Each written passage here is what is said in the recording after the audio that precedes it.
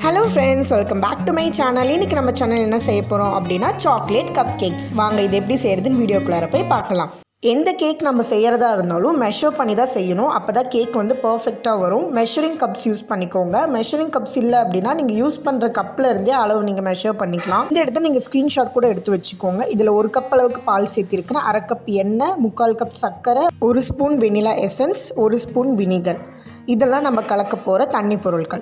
இப்போ ஒரு பவுல் எடுத்துக்கோங்க. ஒரு பவுலில் வந்து 1 கப் அளவுக்கு பால் ஆட் பண்ணிக்கோங்க.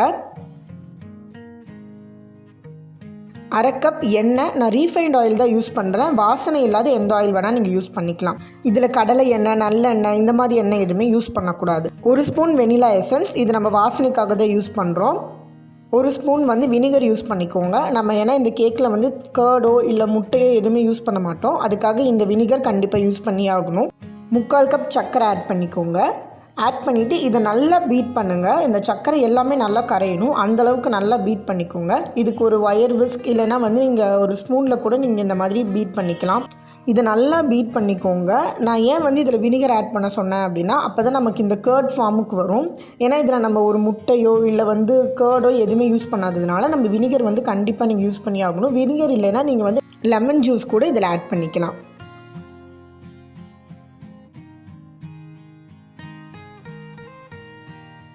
நல்லா கலந்தாச்சு. இதில் இருக்கிற எல்லா சர்க்கரையுமே கரைஞ்சிருச்சு. இப்போ வந்து ஒரு சல்லட் எடுத்து வச்சுக்கோங்க.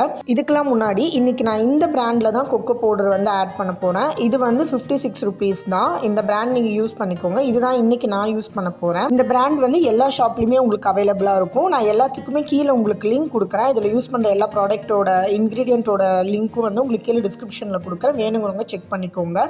இப்போ இதில் 1/4 கப் அளவுக்கு மைதா இல்லைன்னா கோதுமை மாவு வந்து நீங்கள் ஆட் பண்ணிக்கலாம். இப்போ இதில் 1/2 கப் அளவுக்கு கொக்கோ பவுடர் யூஸ் பண்ணிக்கோங்க.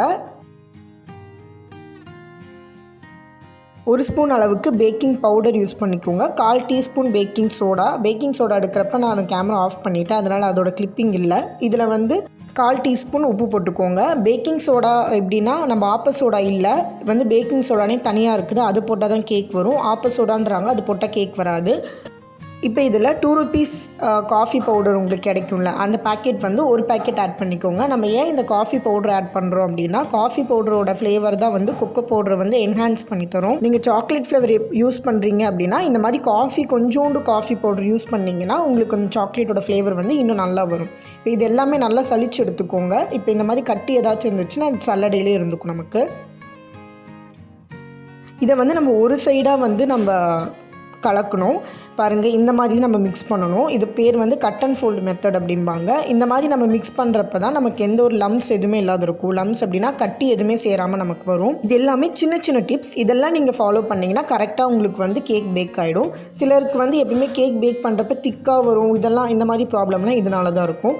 இப்போ இந்த மாவு வந்து இந்த மாதிரி இருக்கணும். இந்த பேட்டர் நல்லா ஊற்றினா வந்து ஒரு ஆயில் கன்சிஸ்டன்ட் மாதிரி இருக்கும். நல்லா ஒரு திக்காகவும் இல்லாமல் ரொம்ப தண்ணியாட்டமும் இருக்காமல் இந்த மாதிரி பேட்டர் வந்து இந்த மாதிரி இருக்கணும். ரொம்ப தண்ணியாட்டம் இருந்தாலும் கேக் வராது, ரொம்ப திக்காக இருந்தாலும் கேக் வராது.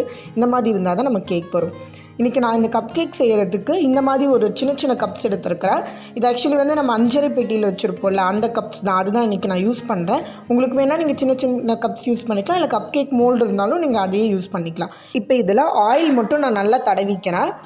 இந்த ஆயிலுமே நம்ம ஏன் யூஸ் பண்ணுறோன்னா பட்டர் ஷீட்ஸ் எதுவுமே யூஸ் பண்ணல, அதுக்காக தான். கொஞ்சம் நல்லாவே வந்து ஆயில் தடவிக்கோங்க, அப்போ தான் அது ஒட்டாமல் நமக்கு வரும்.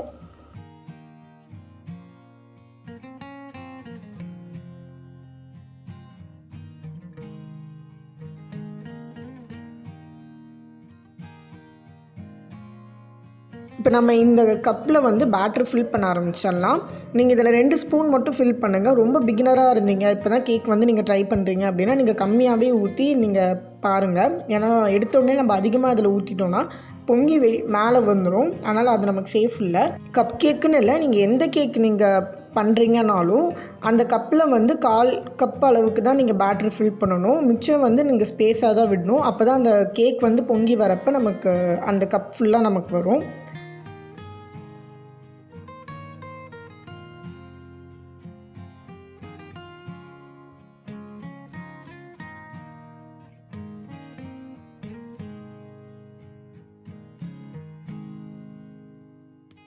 இந்த கப்ஸ் எல்லாமே நம்ம ஃபில் பண்ணியாச்சு. இப்போ இதை வந்து நம்ம தட்டிக்கலாம். அப்போ தான் உள்ளே இருக்கிற ஏர் பபிள்ஸ் எல்லாம் நமக்கு ரிமூவ் ஆகும்.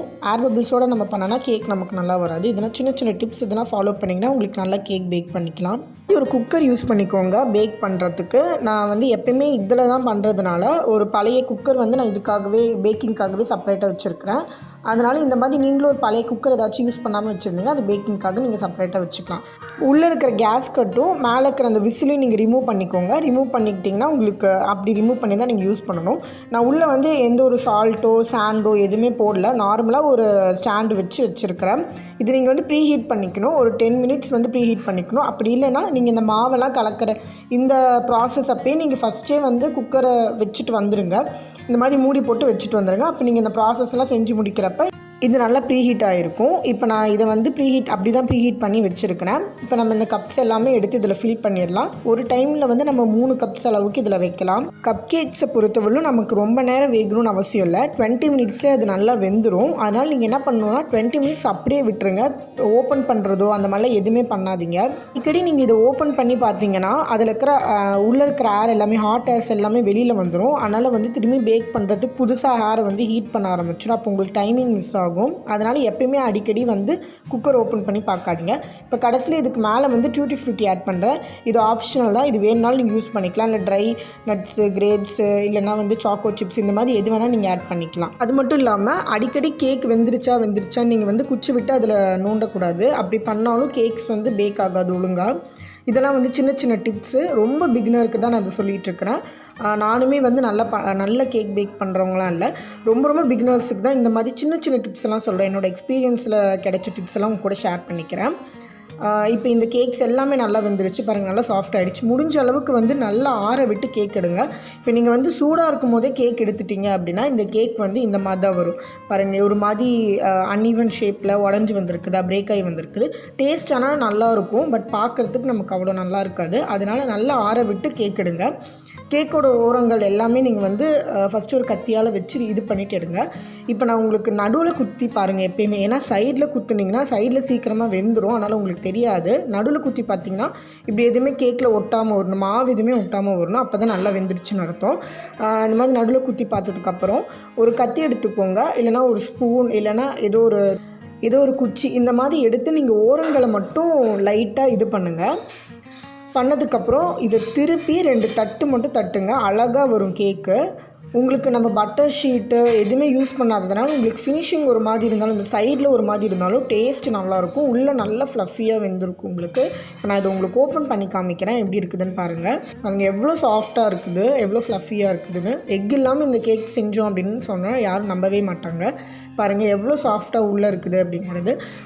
நம்ம ஏதாச்சும் சின்னதாக ஒரு பார்ட்டி இல்லை ஃப்ரெண்ட்ஸுக்கு பர்த்டே இல்லை உங்களுக்கே உங்கள் வீட்டில் குட்டீஸ்க்கெல்லாம் கொடுக்கணும் அப்படின்னா இந்த மாதிரி கேக்ஸ் நீங்கள் ரெடி பண்ணி கொடுத்துக்கலாம்.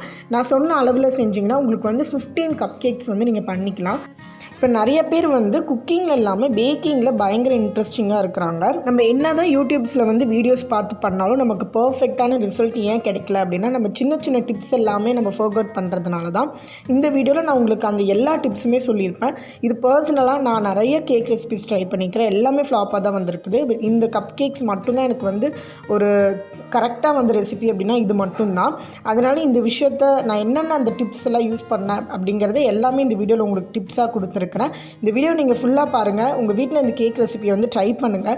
ட்ரை பண்ணி உங்களுக்கு எப்படி இருக்குது அப்படிங்கிற ரிசல்ட்டை வந்து கமெண்ட் செக்ஷனில் கமெண்ட் பண்ணுங்கள். அண்ட் இந்த வீடியோ பிடிச்சிருந்தா நம்ம சேனலுக்கு சப்ஸ்கிரைப் பண்ணுங்கள். தேங்க்ஸ் ஃபார் வாட்சிங்.